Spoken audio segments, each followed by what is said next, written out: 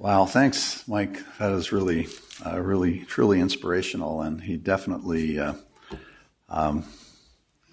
took us to a new level with this gift that he's made. Well, let's turn our attention back to Paul Nghiem. Paul grew up near Olympia, Washington. I think he went to Olympia High School, where he was truly outstanding. I just met his music teacher a few minutes ago. I haven't heard Paul's music. One of these days we'll have to get to fix that. We'll have to fix that.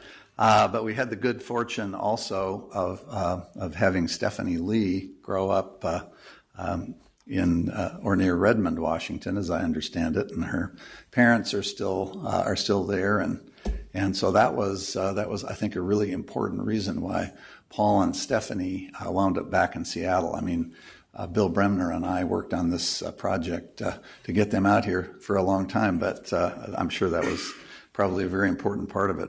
Paul went away to Harvard, where he got his AB, then went to Stanford for his MD and PhD degrees, and then went back across the country to Mass General for dermatology training, and was a Howard Hughes postdoc in the laboratory of Stuart Schreiber, who is in the Department of Chemistry and Chemical Biology.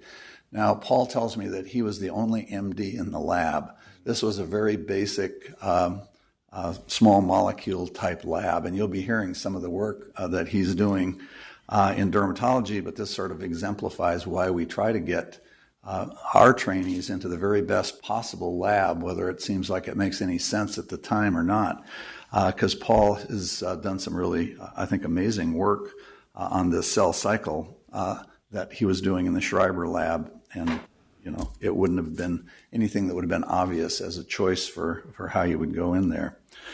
So I started seeing Paul at national meetings probably 5 or 6 years ago, and not infrequently people want to meet with me at the AAD meeting, or who have some reasons why they might want to come to Seattle.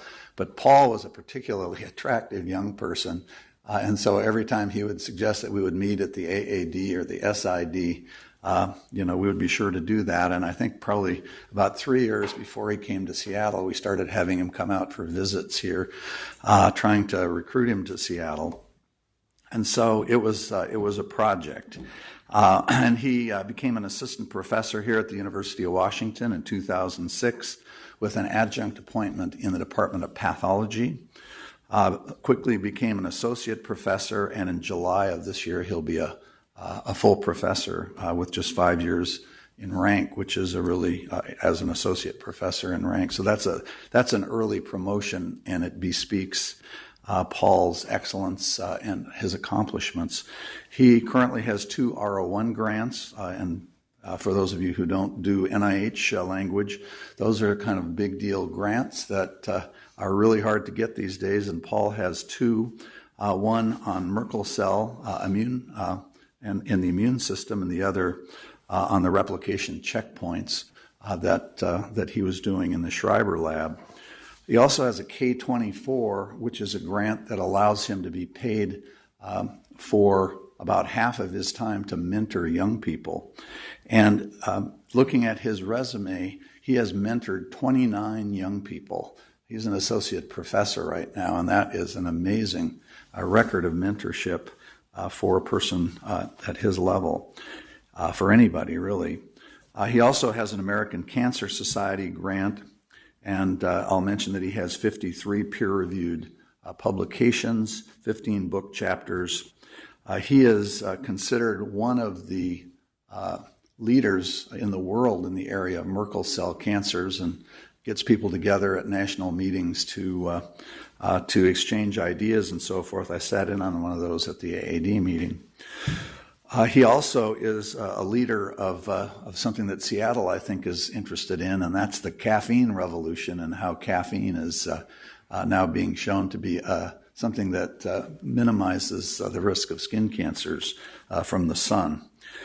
So let me introduce Paul Nghiem to come up and talk a bit about his work, and I'm thrilled about the fact that he's the Pepcorn shareholder, and could not be more proud of you, Paul.